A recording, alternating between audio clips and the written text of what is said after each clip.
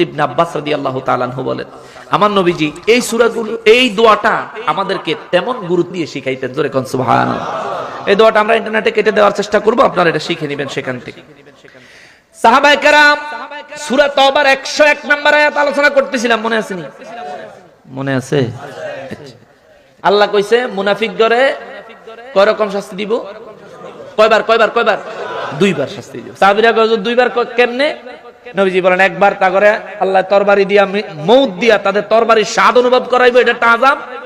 কবরে গেলে তাদের আরেকটা আযাব হবে। সাহাবীরা কয় হুজুর তাহলে মুনাফিকেরা তরবারির আযাব পাইলো, কবরে গিয়ে আযাব ভোগ করলো, হুজুর এর পরে কি তারা মাপ পাওয়া যাইব? আমার নবীজির সাহাবীরা বলে হুজুর তারপরে কি তারা মাপ পাওয়া যাইব?